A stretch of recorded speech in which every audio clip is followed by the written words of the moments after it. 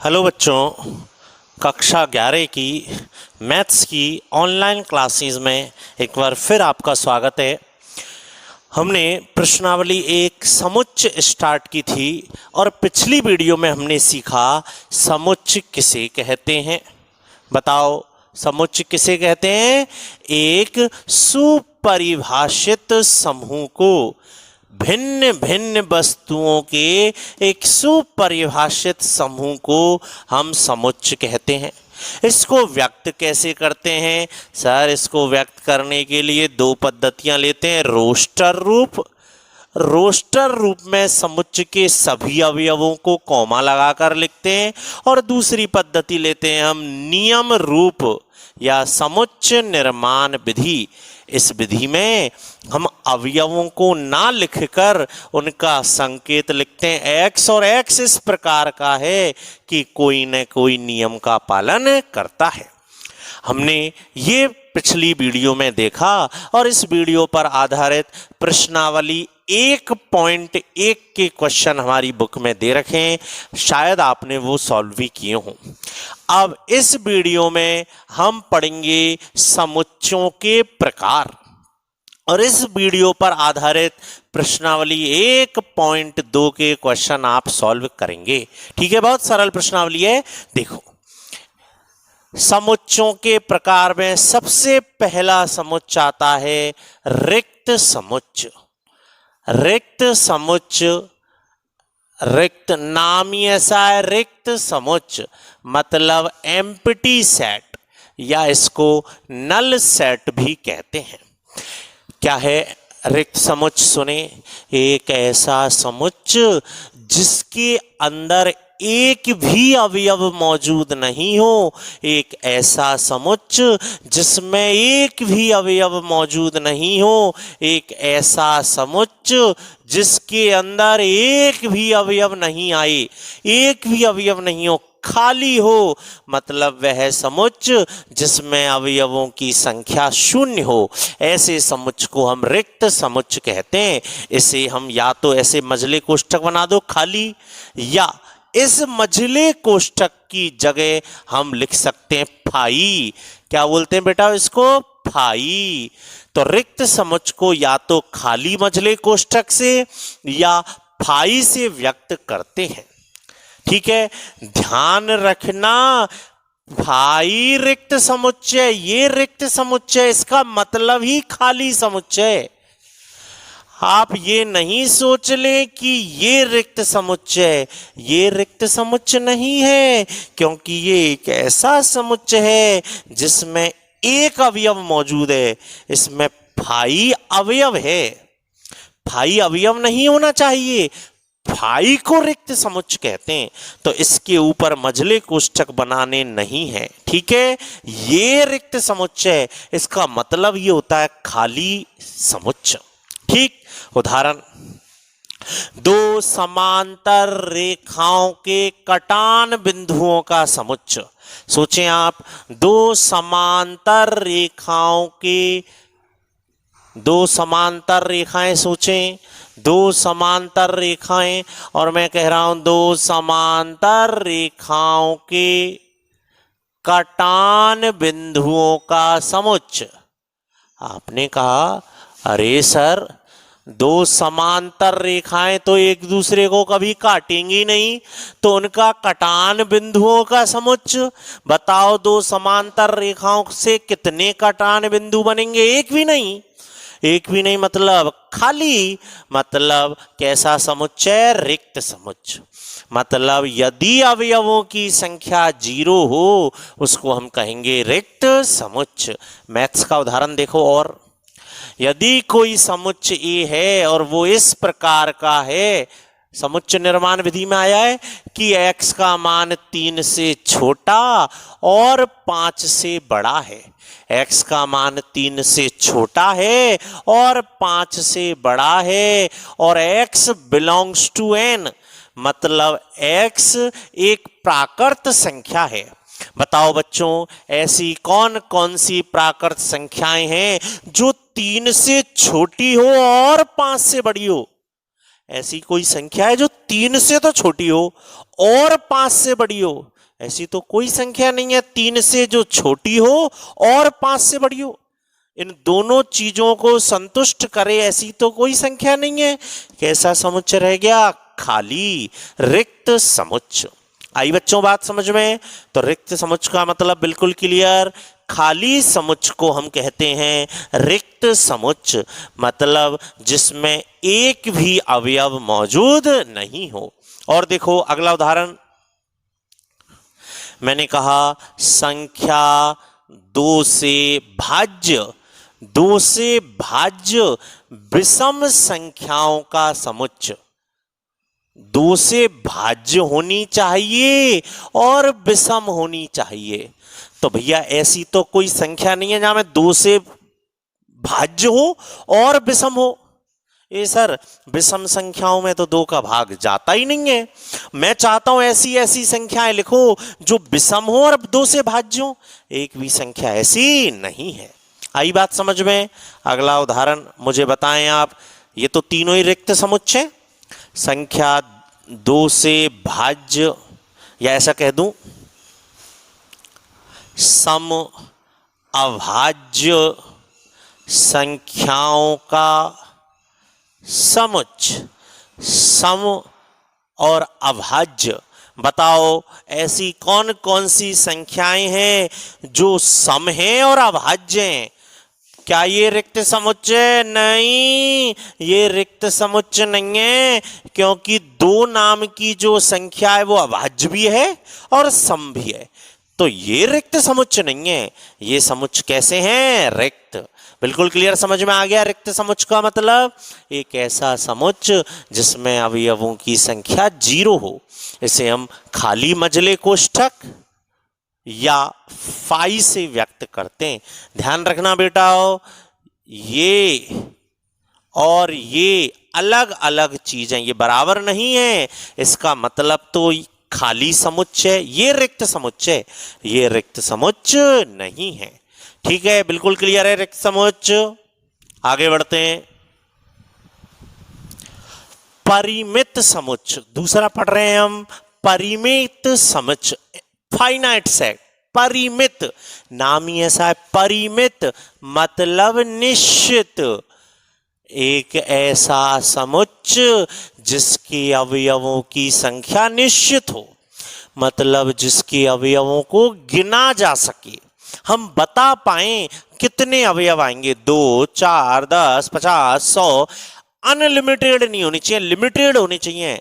चाहे 1 करोड़ हो, 10 करोड़ हो, 100 करोड़ हो, 50 अरब हो, लेकिन निश्चित होनी चाहिए। ऐसा नहीं होना चाहिए कि हम उत्तर बोलें कि सर इस समुच्चय में कितने अवयव आएंगे कि अनंत। अनंत नहीं होने चाहिए, है ना। एक ऐसा समुच्चय जिसके अवयवों की संख्या निश्चित हो, अर्थात जिसके अवयवों को गिना जा सके, उसे हम कहते हैं परिमित समुच्चय। ठीक है, जैसे मैंने कहा संख्या 2 से बड़ी एवं 4, संख्या 2 से बड़ी और 10 से छोटी प्राकृत संख्याओं का समुच्चय। ऐसी संख्याएं बताओ जो 2 से बड़ी हैं और 10 से छोटी हैं और प्राकृत है। तो 2 से बड़ी 3, 4, 5, 6, 7, 8, 9। आपने कहा 2 से बड़ी और 10 से छोटी, तो 2 से बड़ी और 10 से छोटी, 2 से बड़ी 3, 4, 5, 6, 7, 8, 9 परिमित है। इसके अवयवों को हम गिन सकते हैं ना, कितने अवयव हैं? 1, 2, 3, 4, 5, 6, 7। सर ये जो समुच्चय ए आपने लिखा है, इस समुच्चय ए में अवयवों की संख्या 7 है। चूंकि गिना जा सकता है, निश्चित अवयव हैं, इसलिए इसको कहेंगे परिमित समुच्चय। बेटाओ परिमित समुच्चय में जो अवयव मौजूद होते हैं, जितने अवयव मौजूद होते हैं, अवयवों की संख्या को हम कहते हैं उस परिमित समुच्चय की कोटि। क्या कहते हैं? उसकी कोटि। और जैसे समुच्चय ए में अवयवों की संख्या सपोज करो समुच्चय ए में अवयवों की संख्या m हो, तो उसकी कोटि, तो उस समुच्चय ए की कोटि क्या होगी? समुच्चय ए की कोटि या क्रम। तो देखो इसको कैसे व्यक्त करते हैं, N of A. N of A मतलब समुच्चय ए में अवयवों की संख्या, number of element in set A. Number of element in set A, समुच्चय ए में अवयवों की संख्या। कितने अवयव हैं? एम। जैसे मैं आपसे कहूं इस समुच्चय की कोटि बताओ, तो एन ऑफ ए कितने अवयव हैं इसमें? 7। आई बात समझ में? परिमित समुच्चय क्लियर? ऐसा समुच्चय जिसके अवयवों की संख्या निश्चित हो। और सुनो, अंग्रेजी वर्णमाला के स्वरों का समुच्चय। आपने कहा अंग्रेजी वर्णमाला के स्वरों का समुच्चय, हमें पता है अंग्रेजी वर्णमाला के स्वर जो है निश्चित हैं, ए ई आई ओ यू निश्चित है, अतः यह क्या है? एक परिमित समुच्चय। ठीक।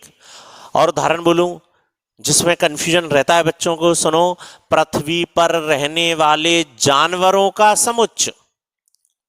पृथ्वी पर रहने वाले जानवरों का समुच्चय।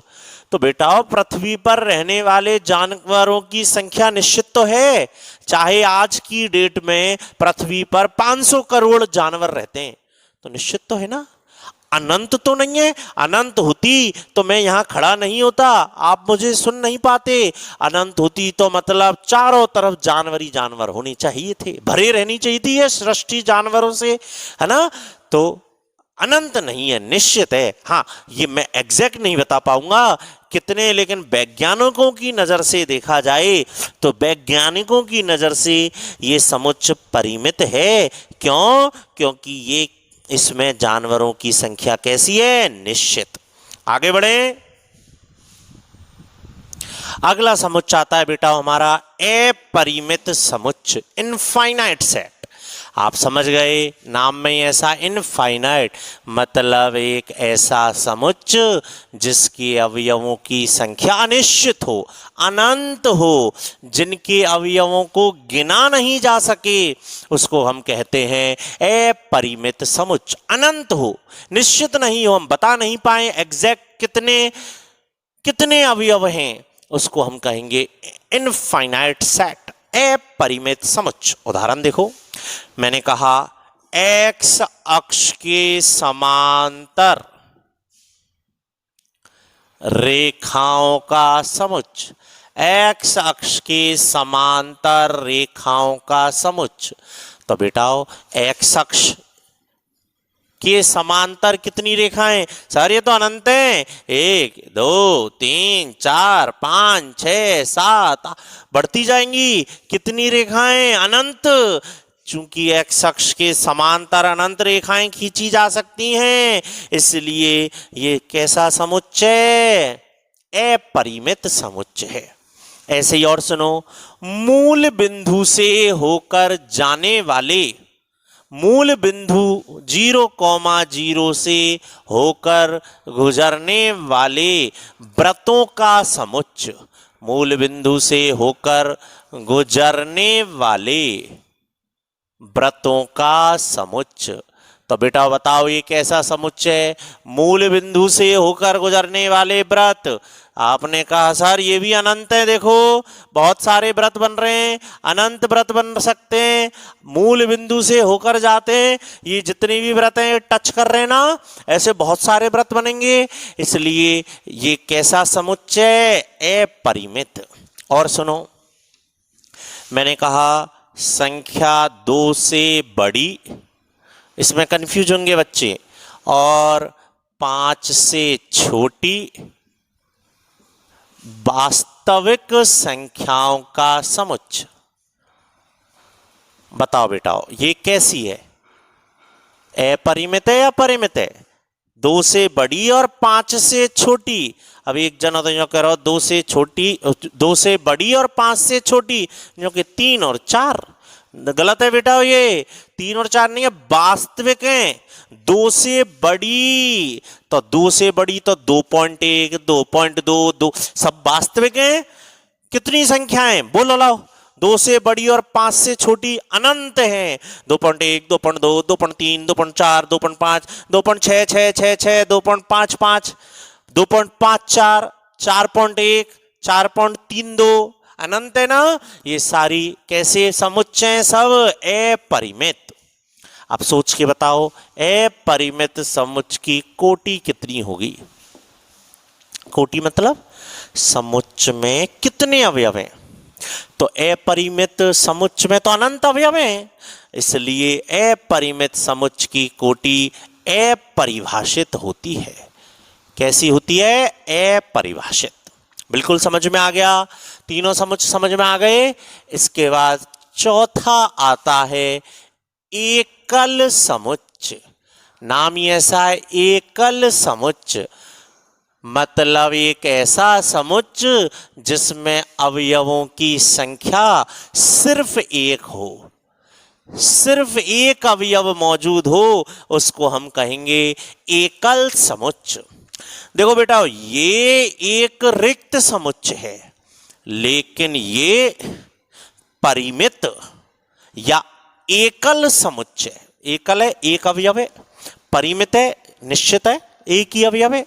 ये परिमित है या एकल है, ये कैसा है? रिक्त। और बताओ, क्या ये रिक्त समुच्चय? नहीं, इसमें जो 0 लिखा हुआ है ये 0 अवयव है, इसलिए ये कैसा समुच्चय? परिमित या एकल भी कह सकते हैं। अवयवों की संख्या कितनी है? एक। सरल है। एकल समुच्चय की कोटि कितनी होगी बताओ? सोच के बताओ, एकल समुच्चय की कोटि कितनी होगी? चूंकि एकल समुच्चय में अवयवों की संख्या एक है, इसलिए इसकी कोटि भी क्या होती है? एक। अगला आता है तुल्य समुच्चय। तुल्य बेटा, समुच्चय में तुल्य और समान दोनों अलग अलग चीज हैं। ध्यान से सुनना, ये दोनों अलग अलग हैं। तुल्य और समान, हिंदी में तो ये एक ही बात है, लेकिन मैथ्स में अलग है। दो समुच्चय इक्विवेलेंट बोलते हैं इसको, इक्विवेलेंट।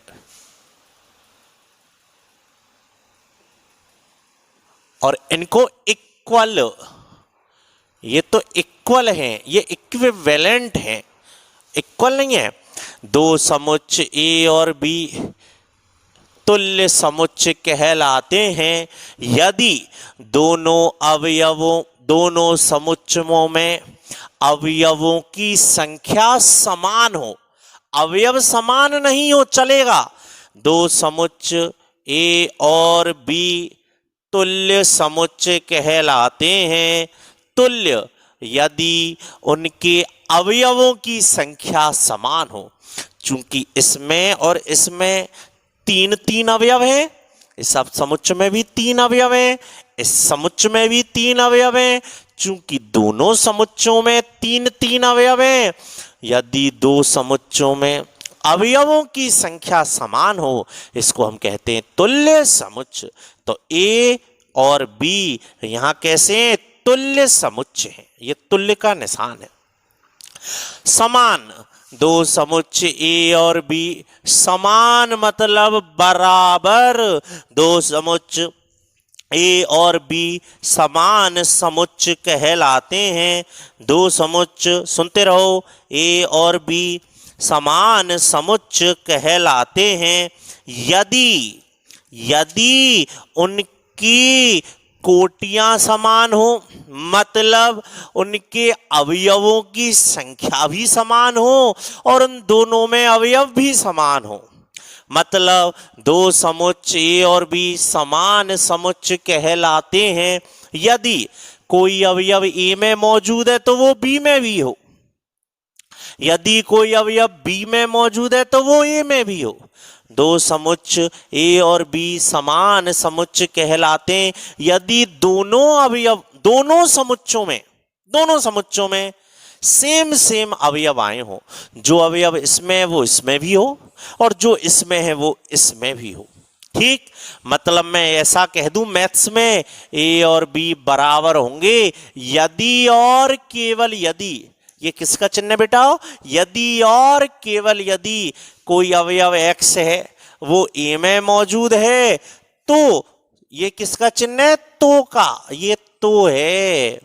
यदि और केवल यदि कोई अवयव x ए में मौजूद है तो वह अवयव बी में भी होना चाहिए, और यदि कोई अवयव बी में है तो वह ए में भी होना चाहिए। दो समुच्चय ए और बी समान समुच्चय कहलाते हैं यदि दोनों समुच्चयों में सेम अवयव आए हों, अर्थात जो अवयव ए में आया है वही अवयव बी में आना चाहिए। मतलब x ए में है तो बी में भी होना चाहिए। ये किसका चिन्ह है? तो का।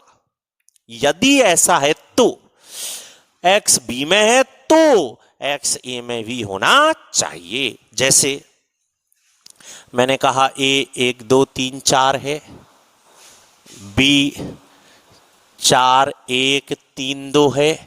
क्या ये दोनों समुच्चय समान हैं?